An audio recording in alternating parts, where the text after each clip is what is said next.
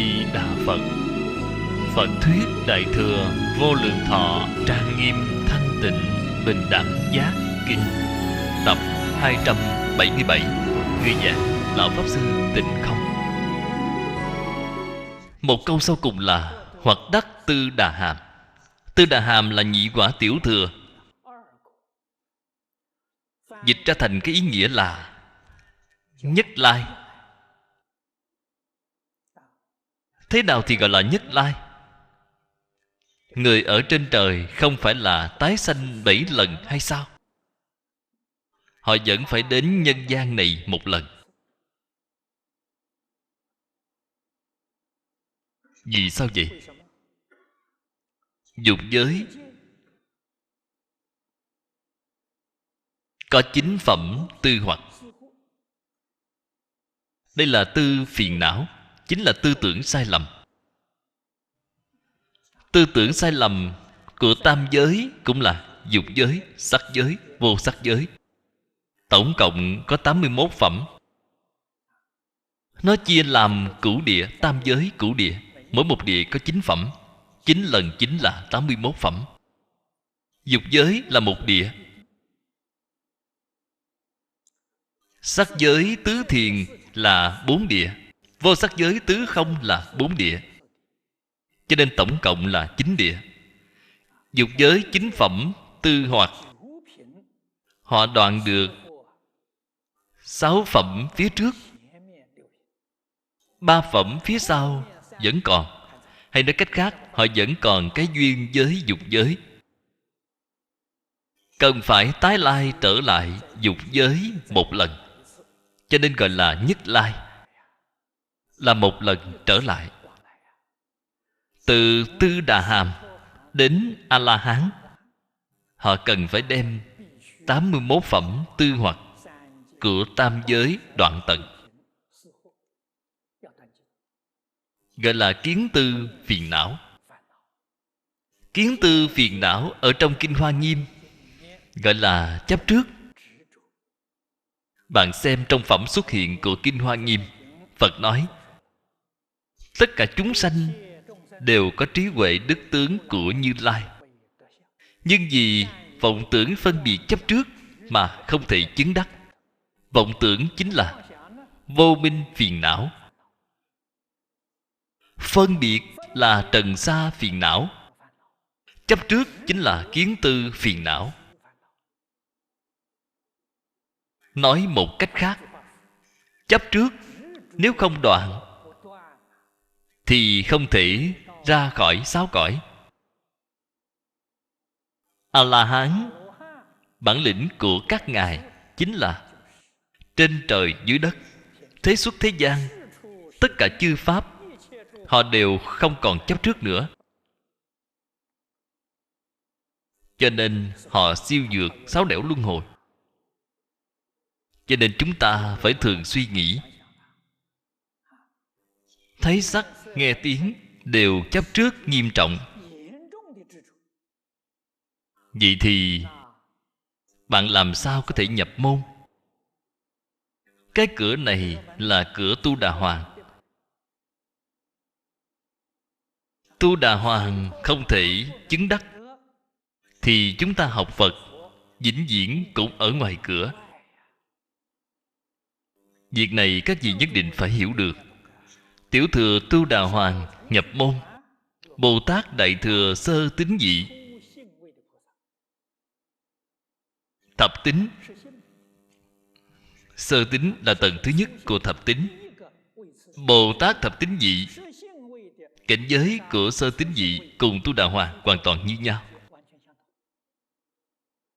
Cũng là đoạn 88 phẩm kiến hoặc của tam giới. Chứng Đại thừa. Bạn là người học Đại thừa thì liền chứng Đại thừa. Bồ Tát Đại thừa sơ tín vị. Tiểu thừa thì chứng quả Tu Đà Hoàng. Cho nên chúng ta học Phật, quan trọng nhất là nói công phu đoạn chứng. Không phải ở trên văn tự, cũng không phải ở trên lý luận. Văn tự và lý luận thì bạn đã thông được hay chưa? căn bản là bạn chưa có thông. Bạn chưa nhập cảnh giới thì làm sao mà thông? Bạn giảng kinh, bạn lại chưa có chứng được cảnh giới này. Bạn giảng đó là cái ý của chính mình mà thôi, không phải ý của Phật. Đoạn khai kinh này nguyện dạy Như Lai chân thật nghĩa. Bạn không phải giảng Như Lai chân thật nghĩa, bạn là giảng cái ý của chính mình.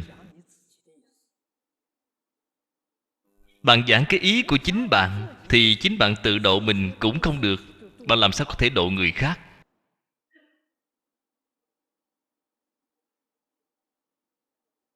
Cho nên giảng kinh, cái sự việc này khó. Ngày xưa tiêu chuẩn của việc giảng kinh là sau khi ngộ rồi mới đi giảng kinh, mới làm chú giải cho kinh điển. Đều là sau khi ngộ rồi, có tu, có chứng. Giảng giải của họ mới không có sai lầm, chú giải của họ mới không có sai lầm.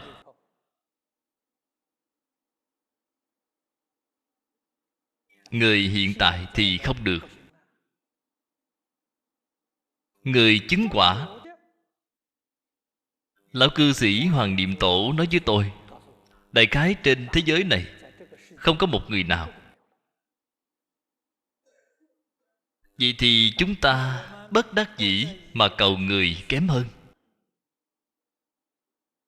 Kém hơn nghĩa là gì? Là có tu, chân thật có tu hành, họ chưa có chứng. Lắng nghe họ báo cáo việc tu học để cho chúng ta làm một sự tham khảo. Vậy thì còn có thể. Họ thật sự có tu. Thật tu chính là thật làm. Cũng như Thiện Đạo Đại Sư đã nói ở trong chú sớ Kinh Quán Vô Lượng Thọ Phật. Chú sớ này của Ngài thông thường gọi là Tứ Thiếp Sớ. Quán Kinh Tứ Thiếp Sớ là Thiện Đạo Đại Sư làm ra. Ở trong Thượng Phẩm Thượng Sanh chương, Đại sư nói rất hay. Điều mà Phật dạy chúng ta làm, chúng ta nhất định phải chăm chỉ nỗ lực mà làm. Phật dạy chúng ta không được làm, chúng ta nhất định phải tuân thủ, không thể được vi phạm.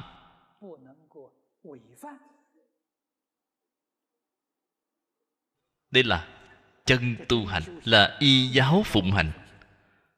Phật dạy chúng ta thập ác là không thể làm. Vậy thì chúng ta thật sự phải đoạn trừ. Không những ở trên sự không làm, ngay cả ý niệm cũng không được có. Sát sanh, trộm cắp, tà dâm, vọng ngữ, ác khẩu, lưỡng thiệt, ỷ ngữ, tham sân si là thập ác. Phật nói cái này quyết định là phải đoạn. Chúng ta đã đoạn được hay chưa? Thập thiện nhất định phải tu. Thập thiện là không sát sanh, không trộm cắp, không tà dâm, không vọng ngữ, không lưỡng thiệt, không ỷ ngữ, không ác khẩu, không tham, không sân, không si. Đã làm được hay chưa? Đó là mức độ thấp nhất. Cho nên chúng ta đọc giáo huấn của Thiện Đạo Đại Sư. Thiện Đạo Đại Sư cũng là A-di-đà Phật hóa thân tái lai. Lúc tôi phỏng vấn tại Nhật Bản, đã nói sự việc này với người Nhật Bản. Họ đã nói họ cũng có cách nói như vậy. Người Nhật Bản cũng là có cách nói như vậy. Thiện Đạo Đại Sư là A-di-đà Phật tái lai.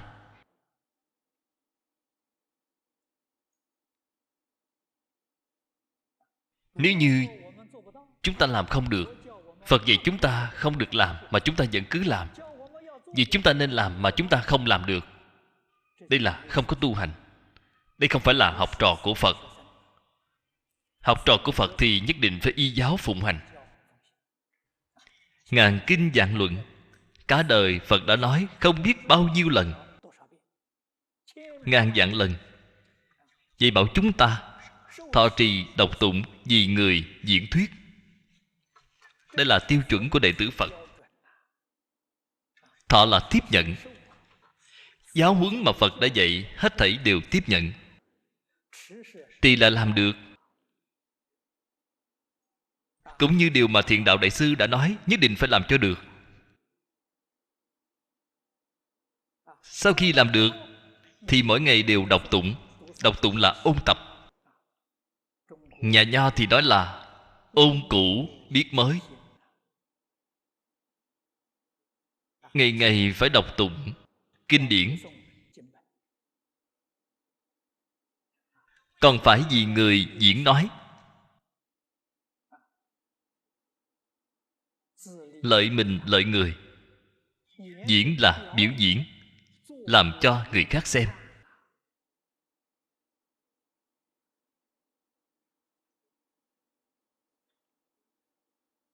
Khiến cho người khác xem đến phải cảm động, dẫn khởi họ,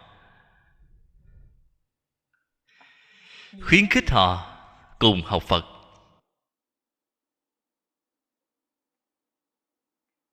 Cho nên chúng ta khởi tâm động niệm, lời nói việc làm, Phật chính là tấm gương cho chúng ta, là điển hình cho chúng ta, là mô phạm cho chúng ta. Chúng ta khởi ý niệm này thì suy nghĩ xem, cái ý niệm này Phật có khởi hay không?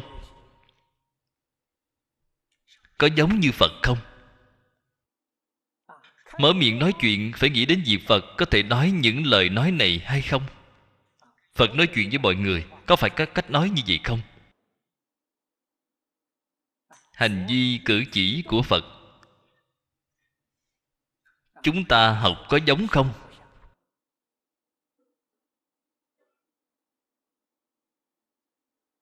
Tóm lại mà nói, tất cả mọi hành vi, cái việc tu hành này, hành là hành vi. Hành vi của chúng ta sai rồi, có sai lầm, đem hành vi sai lầm tu chỉnh trở lại thì gọi là tu hành. Tu hành là tu chỉnh lại cái hành vi sai lầm. Khởi tâm động niệm là hành vi của tâm, là hành vi của ý, là ý niệm. Ý niệm của bạn sai rồi. Ngôn ngữ của bạn sai rồi. Thân thể tạo tác đã sai rồi. Hành vi có nhiều nhưng quy nạp lại không ngoài 3 loại lớn này. Tất cả kinh điển dạy bảo chúng ta tu hành không có gì khác ngoài 3 loại hành vi lớn này. Bạn nghĩ sai, nhìn sai, đây là hành vi của ý nghiệp. Kinh luận giúp đỡ bạn tu chính. Ngôn ngữ tạo tác, đây là hành vi của thân nghiệp. Thân bao gồm cả khẩu, là giới luật. Giới luật là cái hành vi chính xác. Hành vi của thân khẩu, kinh điển là hành vi của tư tưởng, kiến giải chính xác. Y chiếu theo kinh luận để tu chính cái tư tưởng kiến giải của chúng ta. Y chiếu theo giới luật tu chính tạo tác của thân khẩu chúng ta. Bạn phải nên làm. Cho nên Phật Pháp là cái học vấn thực tế chân thật, không phải là đàm huyền thuyết diệu. Cái đó không có tác dụng gì. Phật Pháp mà học được thì lập tức có công dụng, lập tức thấy hiệu quả. Còn quả báo, Thích Ca Mâu Ni Phật, tất cả chư Phật Như Lai, ở trên bộ kinh này bạn xem thấy A Di Đà Phật đã thể hiện ra. Quả báo là cái gì? Trí huệ, phước đức, thọ mạng, trường thọ, vô lượng quang, vô lượng thọ. 3 cái này có chúng sanh nào mà không cầu? Chúng sanh sáu nẻo, chúng sanh chính pháp giới, người nào cũng mong cầu. Chúng đều có ở trong các kinh giáo. Bạn thực sự hiểu rõ rồi, thực sự hiểu được rồi, đó là người thông thường. Chúng ta nói là Phật thì môn trung hữu cầu tất ứng. Nó có lý luận, nó có phương pháp. Y chiếu theo lý luận cùng phương pháp để mà cầu, thì làm gì có đạo lý không cảm ứng chứ.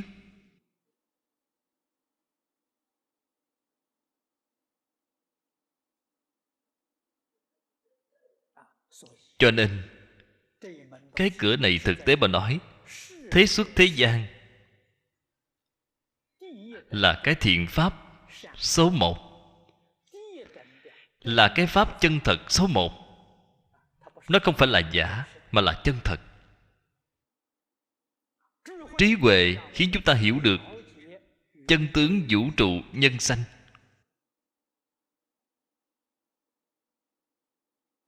Phước đức khiến cho chúng ta được đại tự tại.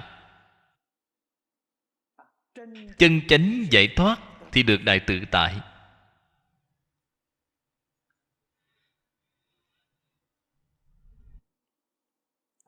Cho nên những kinh điển này đều là nói đến thực chứng. Thực sự phải nên đoạn phiền não. A Na Hàm là tam quả, dịch ra là bất lai. Chữ A dịch là vô, Na Hàm dịch là lai, dịch ra là bất lai.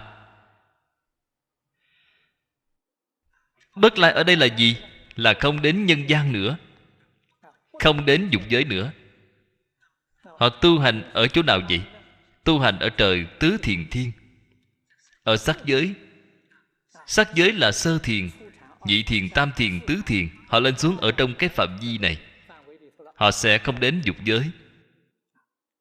Cái duyên với trời dục giới thì họ đã đoạn mất rồi. Dục giới chính là nhất địa.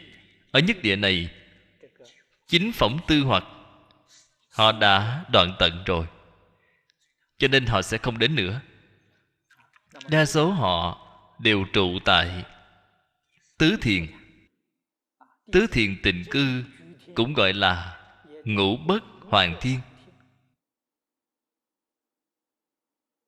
Cái tịnh cư thiên này có 5 loại không tương đồng. Ở đây không những là có A Na Hàm của Tiểu Thừa, cũng có Bồ Tát Quyền Giáo của Đại Thừa. Công phu đoạn chứng của họ tương đồng với A Na Hàm, đều là ở tại nơi này. Chúng ta thường gọi là người ở tịnh cư thiên. Những người này hết thảy đều là người tu hành. Tứ thiền là phàm thánh đồng cư độ. Tứ thiền là phước thiên, có đại phước báo.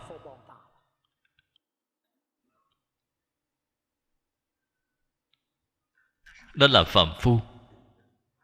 Ngũ bất hoàng thiên là nơi thánh nhân ở. Cho nên đệ tứ thiền là phàm thánh đồng cư độ. Tầng trời thứ tư ở trong trời dục giới cũng là phàm thánh đồng cư độ. Tầng thứ tư của trời dục giới là trời đâu xuất. Trời đâu xuất có nội diện và ngoại diện. Ngoại diện là phàm phu, nội diện là đạo tràng của Bồ Tát Di Lặc. Cho nên phàm phu ở trời đâu xuất không nhìn thấy được nội diện.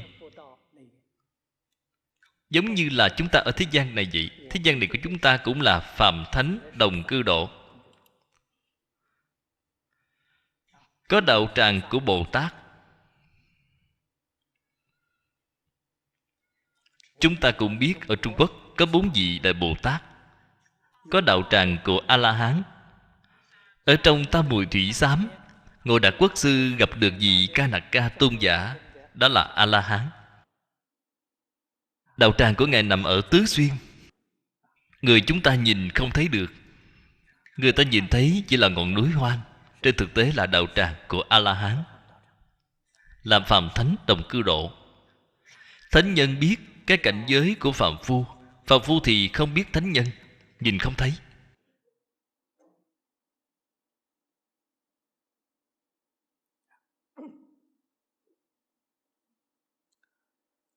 Tứ quả A-la-hán.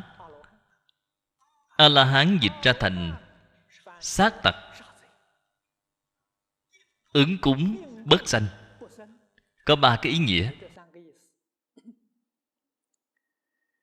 Đây là tam giới, kiến tư phiền não hết thảy đều đoạn tận rồi. Tôi nói lại một lần nữa. Tôi dùng cách nói của Kinh Hoa Nghiêm cho mọi người dễ hiểu, là không còn chấp trước đối với tất cả pháp thế xuất thế gian nữa. Các vị hãy suy nghĩ cho kỹ càng câu nói này. Vậy thì bạn đã chứng quả A-la-hán rồi. Bạn vẫn còn chấp trước thì bạn sẽ không ra khỏi lục đạo luân hồi. A-la-hán đối với thế gian pháp cùng thế xuất thế gian pháp đều không còn chấp trước. Chúng ta phải học ở họ. Phải biết được chấp trước là một việc bị thiệt thòi lớn. Phân biệt chấp trước sẽ hại chết chúng ta. Chúng ta vô lượng kiếp tu hành, đời đời kiếp kiếp không thể thành tựu. Thiệt thòi là ở chỗ nào? Là thiệt thòi ở chỗ phân biệt chấp trước.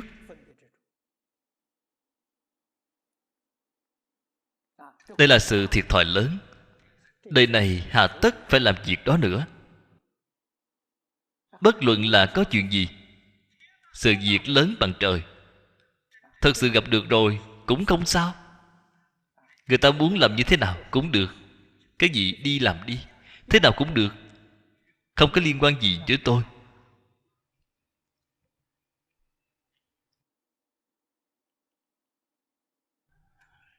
Cho dù là cuộc sống, ngay cả cuộc sống của chính mình cũng không được chấp trước. Hôm nay ăn được no, vậy thì tốt. Ăn không được no cũng tốt. Có cái để ăn cũng tốt, không có cái ăn cũng tốt. Vậy thì bạn mới tự tại. Nhất định phải nghĩ như thế nào thì bạn đang tạo lục đạo luân hồi. Tôi phải nghĩ như thế nào thế nào, hết thảy đều là nghiệp lục đạo luân hồi. Và lại ở trong cái vọng tưởng chấp trước này có rất nhiều, quá nhiều nghiệp báo tam độ. Ngạ quỷ súc sanh địa ngục. Cớ gì lại làm những việc này? Phân biệt chấp trước của tam đồ chúng ta không thể không biết. Phải có sự cảnh giác cao độ. Đó là cái gì? Là tương ưng với tham sân si. Loại phân biệt chấp trước này chính là tam đồ. Ngạ quỷ đạo là tham. Phân biệt chấp trước của bạn tương ưng với tâm tham. Bạn tạo đó là nghiệp của ngạ quỷ đạo. Nếu như tương ưng với sân hận, tương ưng với đố kỵ sân hận, bạn tạo là nghiệp địa ngục. Còn ngu si, ngu si chính là lơ mơ hồ đồ, không có trí huệ, thì tương ưng với cái này, bạn tạo đó là nghiệp của súc sanh. Cho nên phân biệt của chúng ta, chấp trước của chúng ta, nếu như là tương ưng với tham sân si, bạn tạo cái nghiệp này là nghiệp tam đồ. Ở trong kinh Phật đã nói rõ ràng, nói rất minh bạch. Chúng ta phải tin tưởng Phật là chân ngữ giả, thật ngữ giả. Như ngữ giả, Phật không phải là lừa gạt người. Phật đến thế gian này để giúp đỡ mọi người không đọa tam độ, siêu vượt lục đạo, siêu vượt thập pháp giới, giúp đỡ bạn thành Phật, giúp đỡ bạn thành Bồ Tát.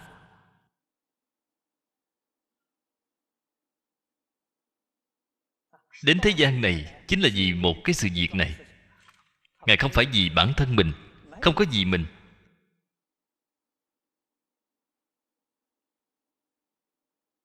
Chúng ta luôn phải rõ ràng, phải minh bạch,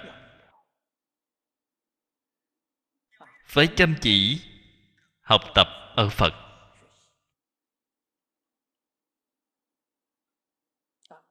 A-la-hán đây là Tiếng Phạn dịch ra có nghĩa là sát tặc, ứng cúng, bất sanh.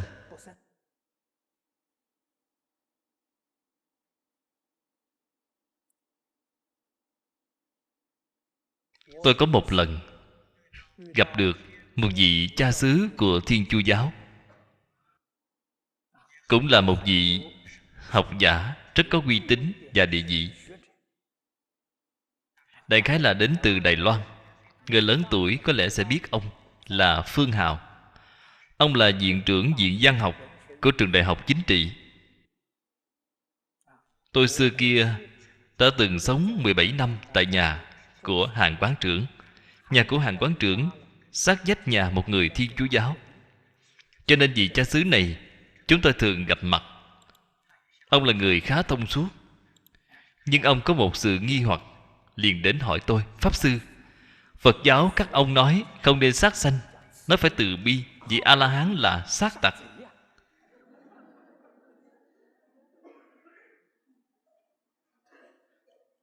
Vì tâm từ bi ở đâu? Ông đến hỏi tôi vấn đề này. Đây chính là việc nhìn chữ mà đoán nghĩa. Nhìn chữ đoán nghĩa thì đã lý giải sai rồi. Chữ tặc này không phải là người. Chữ tặc này nghĩa là gì? Là kiến tư phiền não. Phật đem kiến tư phiền não tỷ dụ là kẻ tặc. Vì sao vậy? Kiến tư phiền não nó làm chướng ngại, mất công đức, pháp tài của chúng ta, chướng ngại cái trí huệ của tự tánh chúng ta, chướng ngại đức năng của tự tánh chúng ta, chướng ngại mất tướng hảo vốn có của tự tánh chúng ta. Cho nên chúng cũng giống như là kẻ tặc vậy, giống như đã cướp đi hết tiền bạc của cải trong nhà của chúng ta vậy. Là cái ý như vậy. A-la-hán kiến tư phiền não đã đoạn rồi. Việc đoạn dứt này cũng giống như đem những kẻ tặc này loại trừ đi. Họ không phải là giết kẻ tặc. Ở đây không phải là lời nói cường đạo thổ phỉ, không phải là như vậy. Nhất định không nên hiểu sai cái ý này. Cho nên trước đây chúng tôi đã từng gặp qua sự việc như vậy. Đó là nhìn chữ đoán nghĩa. Cho nên trên kinh Phật nói là tam thế Phật oan. Bằng nhìn chữ đoán nghĩa thì sẽ nói sai. Ba đời chư Phật đều bị oan uổng. Đó không phải là ý của Phật. Việc này chúng ta nhất định phải hiểu. Ứng cúng là ý nghĩa gì? Phước báo của họ đã thành tựu rồi.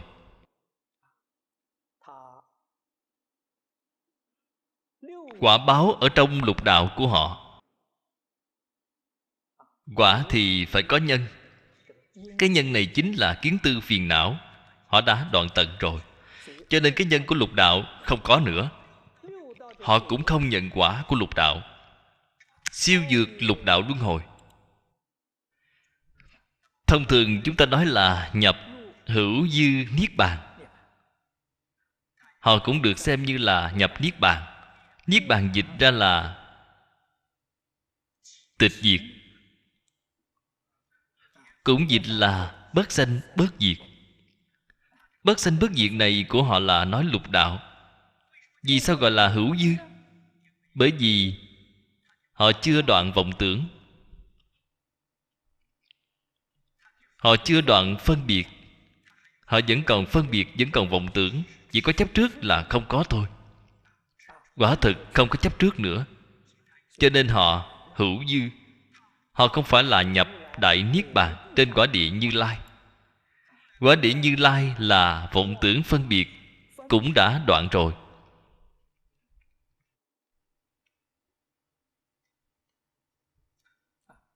Việc này nói ra thì rất quan trọng. Nếu như đem phân biệt đoạn dứt, thế xuất thế gian pháp không còn phân biệt nữa, thì người này đã siêu vượt 10 pháp giới. Thanh Văn Duyên Giác Bồ Tát Phật, Phật này là Phật ở trong 10 pháp giới, không phải là chân Phật. Đại sư của Thiên Thai nói là tương tự tức Phật. Pháp giới 4 thánh là tương tự tức Phật.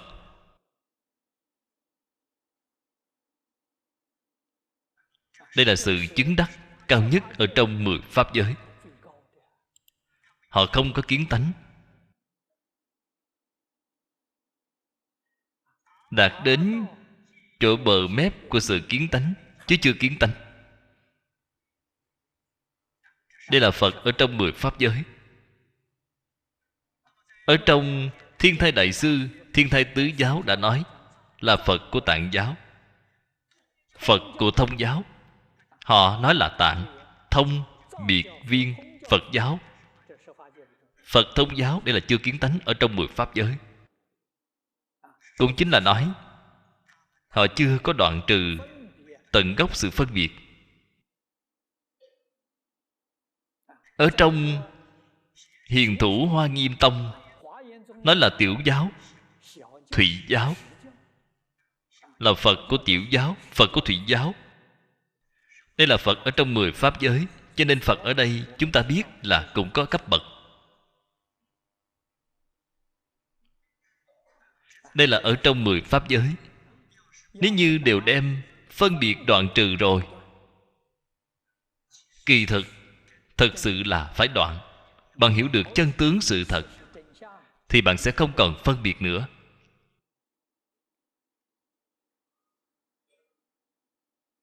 Cảnh giới của bạn sẽ được nâng lên cao. Phật Bồ Tát ứng hóa tại thế gian, chúng ta sẽ thắc mắc họ có còn phân biệt hay không? Họ có còn chấp trước hay không? Thật sự là họ không có phân biệt, không có chấp trước. Nếu họ có phân biệt, có chấp trước, vậy thì họ thối chuyển rồi. Tuyệt đối không thể thối chuyển được. Bởi vì họ chứng được là gì? Bất thối. Hạnh bất thối, niệm bất thối. Họ làm sao có thể thối chuyển? Không thể nào thối chuyển được. Họ đến đây cùng với chúng ta, họ biểu hiện ra là có phân biệt, có chấp trước. Đó là cái gì? Bởi vì bạn phân biệt nên họ tùy thuận bạn mà phân biệt. Bạn chấp trước họ, tùy thuận sự chấp trước của bạn. Bản thân họ thì quyết định không có phân biệt chấp trước. Họ là hằng thuận chúng sanh, tùy hỷ công đức. Thí dụ như bạn hỏi Phật, đây là cái gì? Phật sẽ nói đây là cái khăn. Đây không phải là phân biệt hay sao? Ngài cũng chấp trước sao? Vì các vị gọi này là khăn, nên Phật cũng tùy thuận mà nói như vậy. Trong tâm của Phật một ý niệm cũng không có. Bạn phải nên hiểu được cái ý này. Cho nên chư Phật Bồ Tát ứng hóa tại thế gian.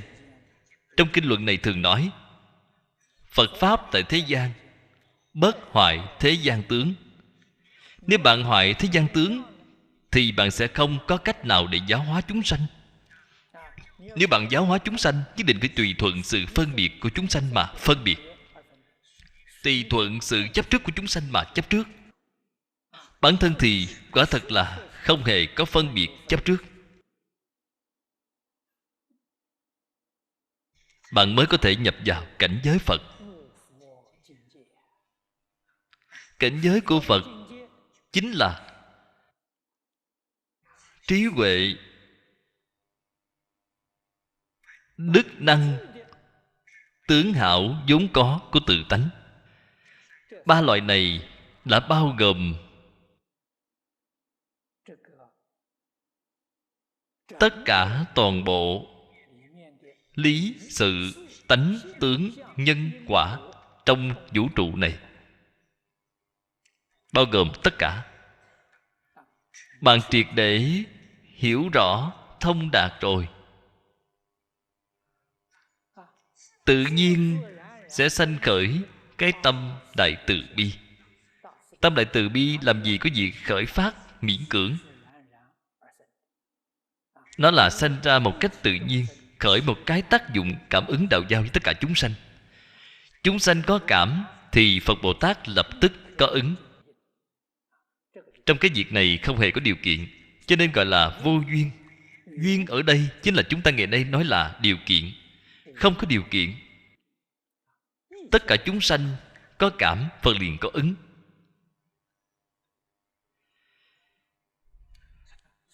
Vì vậy chúng ta niệm Phật, Phật niệm chúng ta. Chúng sanh niệm Phật, Phật niệm chúng sanh. Chúng sanh niệm Phật là hư tình giả ý, không phải là thật sự. Phật niệm chúng sanh là thật lòng, thật dạ, thành tâm thành ý, đó không phải là giả. Cho nên sự cảm ứng đạo giao không thể nghĩ bàn. A-la-hán chứng được cái cảnh giới này, Phật nói họ cần phải tiếp nhận sự cúng dường của thiên nhân. Tất cả toàn bộ chúng sanh trong lục đạo cúng dường. Vì sao vậy? A-la-hán là phước điền. Bạn cúng dường họ sẽ được phước báo.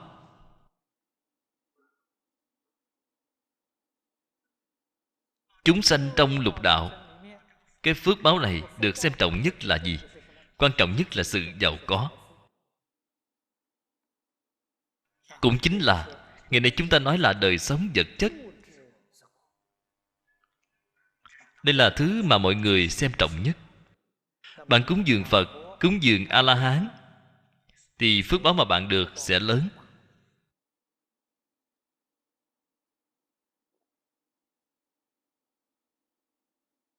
Vì sao vậy? Cúng dường các ngài thì có phước báo lớn, cúng dường người thông thường thì phước báo lại nhỏ. Đạo lý ở chỗ này thì chúng ta phải nên hiểu. Tâm lượng của A-la-hán lớn. Lớn ở chỗ nào vậy? Lớn ở chỗ các ngài không có chấp trước. Chấp trước thì tâm lượng rất nhỏ. Các ngài không còn chấp trước nữa, tâm lượng các ngài liền lớn. Cho nên cúng dường những người này thì phước báo sẽ lớn, sẽ mở rộng theo cái tâm lượng này của các ngài. Nếu như bạn cúng dường Bồ Tát, vậy thì phước báo sẽ là càng lớn hơn nữa. Vì sao vậy? Bồ Tát cũng không còn phân biệt. A-la-hán vẫn còn có phân biệt, không có chấp trước. Cho nên cúng dường Phật thì phước báo sẽ lớn nhất. Phật thì ngay cả vọng tưởng cũng không có, đều đã đoạn tận rồi. Nhưng mà trong 42 chương kinh sau cùng có một câu nói: cúng dường tất cả chư Phật Như Lai không bằng cúng dường một người vô tu vô chứng. Những lời này là gì? Vô tu vô chứng là chính mình, còn vượt hơn cả Phật. Vô tu vô chứng dung hợp với hư không pháp giới thành một thể, không để lại một vết tích nào. Không phải là hạng phàm phu như chúng ta. Tôi vô tu vô chứng, cúng dường tôi thì hơn cả chư Phật rồi. Vậy thì bạn đã hoàn toàn hiểu sai ý nghĩa rồi. Đã hiểu sai. Cái vô tu vô chứng này nghĩa là tu chứng của họ đã viên mãn, ngay cả vết tích của sự tu chứng cũng đều không có. Đây gọi là ly nhất thiết tướng, tức nhất thiết pháp. Đó là ai? Đó là nói chính mình. Chính mình nếu như có thể lìa bốn tướng, lìa bốn kiến, bất luận là cúng dường một chúng sanh nào, thì phước báo cũng bằng như hư không pháp giới. Đạo lý là chỗ này. Phước báo là tùy vào cái tâm lượng lớn hay nhỏ của mình mà hiện ra lớn hay nhỏ. Cho nên tâm lượng của bạn càng lớn, bạn tu công đức một văn tiền, thì công đức đó cũng lớn như hư không pháp giới. Phật ở trên kinh thường dạy bảo chúng ta: tâm bao thái hư, lượng châu xa giới. Chúng ta khởi tâm động niệm, không nên vì chính mình mà nghĩ, không nên vì gia đình mình mà nghĩ, cũng không nên vì công ty ngành nghề của mình mà nghĩ. Người xuất gia cũng không nên vì đạo tràng nhỏ của mình mà nghĩ. Vậy thì tâm lượng của bạn sẽ rất nhỏ, phước mà bạn tu được rất khó hạn. Khởi tâm động niệm phải nghĩ đến tận hư không, khắp pháp giới. Tất cả chư Phật sát độ, tất cả chúng sanh. Bạn mà tu phước như vậy thì phước báo sẽ không thể nghĩ bàn, vô lượng vô biên. cho dù là ngay trong cuộc sống thường ngày,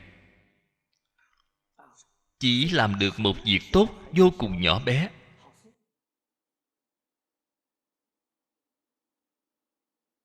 nhìn thấy người nghèo khổ khó khăn, bạn bố thí một đồng tiền, bạn nghĩ đến là biến pháp giới hư không giới. Công đức một đồng tiền này của bạn liền biến pháp giới hư không giới. Thật sự là tùy thuộc vào tâm lượng của bạn.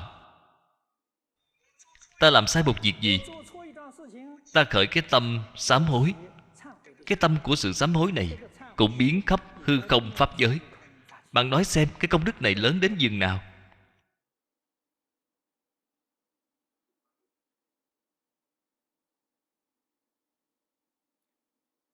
Chư Phật Như Lai, Pháp Thân Bồ Tát, các ngài đoạn ác tu thiện, tích công bồi đức, đều là ở ngay trong cuộc sống thường ngày.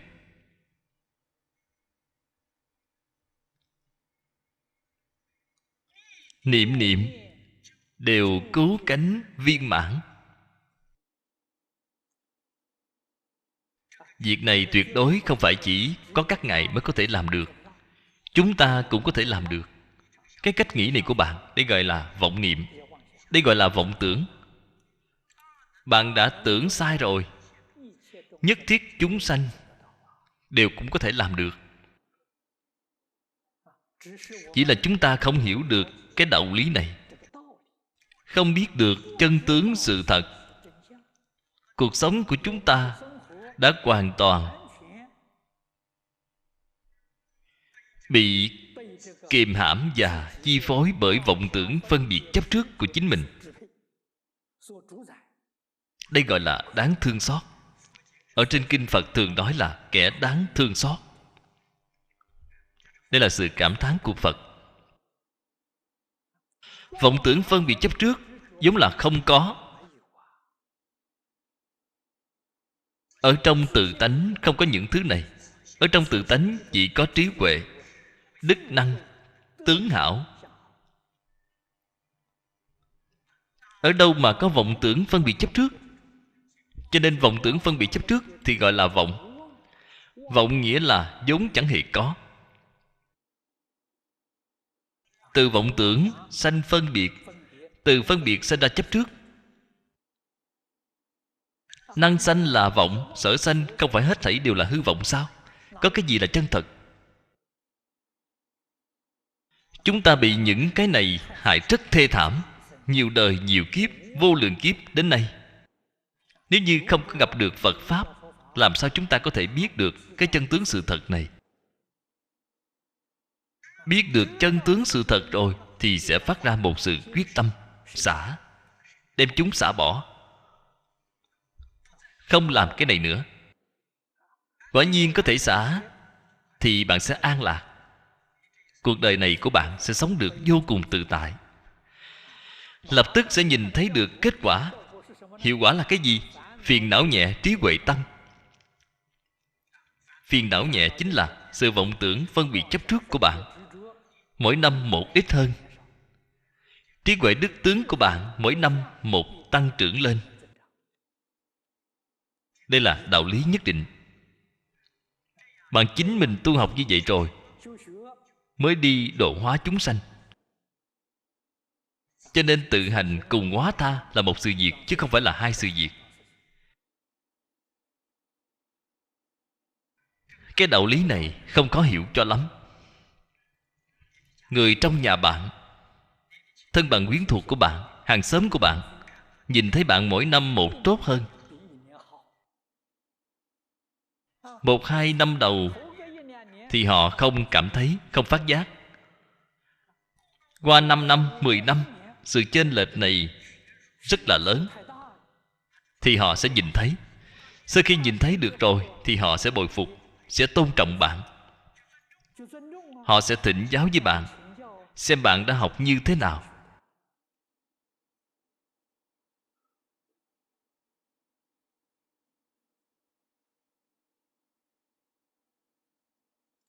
Sự việc đầu tiên khiến người cảm thấy không còn giống như trước kia nữa. Bạn sẽ vui sướng, từ sớm đến tối cứ hoan hỷ. Năm xưa, khi tôi ở tại California của Mỹ, hàng xóm của chúng tôi đều là người Mỹ bản xứ. Tôi đã sống ở nơi đó được 2-3 năm. Đại khái là sau 1 năm, hàng xóm đã đi hỏi thăm. Hỏi thăm xem chúng tôi những người này làm cái gì. Vì sao lại đi dò hỏi? Họ nói vì sao mà chúng tôi lại vui vẻ đến như vậy? Hay nói cách khác, họ phát hiện ra cuộc sống của họ đang rất khổ. Vì sao mà chúng tôi lại vui vẻ đến như vậy? Nếu như bạn để ý một chút, những người chúng tôi không già đi, họ cảm thấy rất ngạc nhiên. Không dễ gì mà bị già yếu.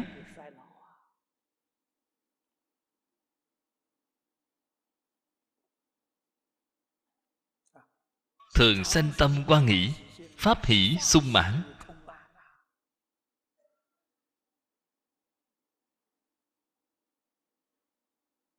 Huệ Đăng Đại Sư gặp Ngũ Tổ.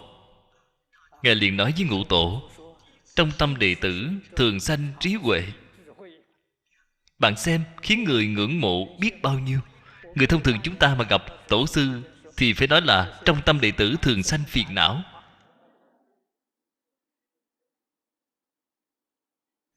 Cho nên nói thành tích tu học của chính bạn đều nằm ở trên gương mặt của bạn, đều nằm ở trên thân thể của bạn, không nằm ở nơi nào khác. Dùng lời rõ ràng hơn mà nói, nhìn thấy hình tượng của bạn thì sẽ hiểu được bạn tu hành đã có được công phu gì.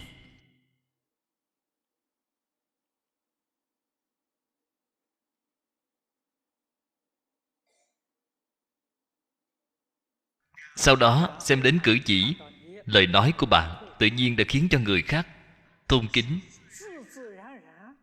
tín phục. Cái này là độ hóa chúng sanh.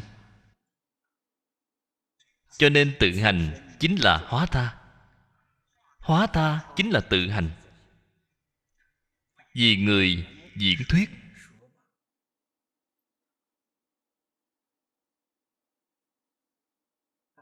làm ra tấm gương cho người khác xem. Đặc biệt là cái xã hội ngày nay, hiện tại tất cả chúng sanh trong xã hội có những tật xấu gì, chúng ta phải thể hiện ra cho họ thấy, phải giúp đỡ họ sửa lại. Bạn hãy tỉ mỉ xem sự đau khổ của họ. Khổ đó từ do đâu mà đến? Hiện tại ở trong xã hội rộng lớn này, bạn xem thấy có tai nạn. Tai nạn từ do đâu mà ra? Nó có nhân của nó. Chúng ta biết cái nghiệp nhân này.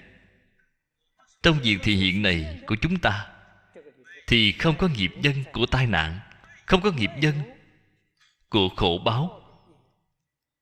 Bạn phải từ cái chỗ này mà thị hiện.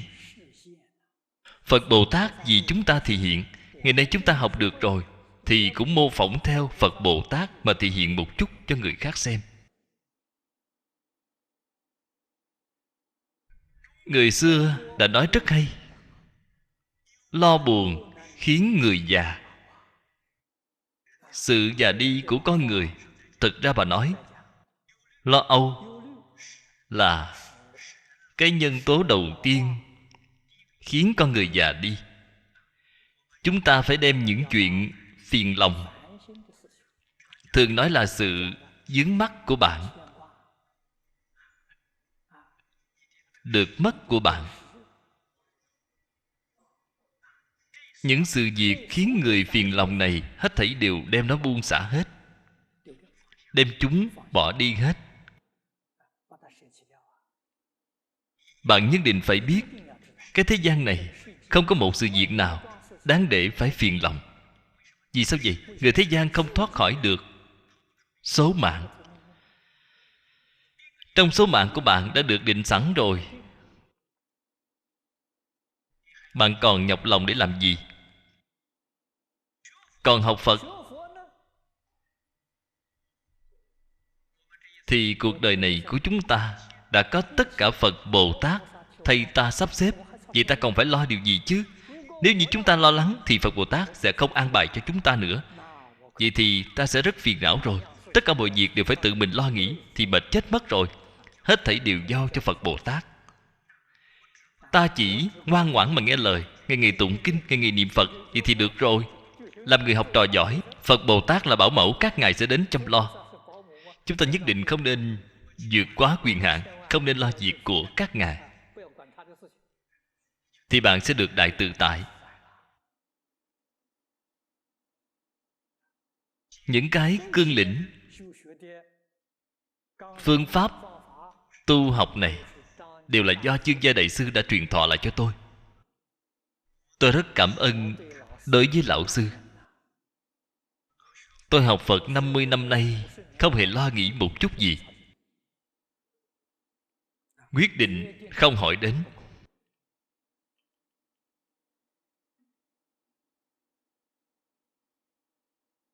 Phước báo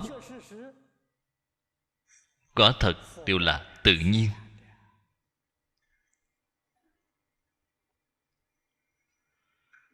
Mãi cho đến như bây giờ, Khổng Lão Phu tự nói 70 tuổi muốn sao được vậy mà không vượt ngoài khuôn phép. Tôi ngày nay cũng đã đến cái tuổi này rồi. Năm nay 77 tuổi. Có thể nói với các vị một câu là tôi tâm nghĩ sự thành.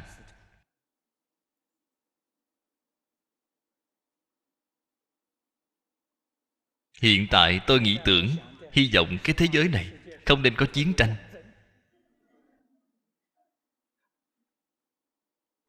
Nếu như nước Mỹ không khởi động chiến tranh với Iraq thì tôi đã tâm nghĩ sự thành rồi. Tốt rồi, hôm nay thời gian đã hết. Chúng ta chỉ giảng đến đây thôi. A Di Đà Phật.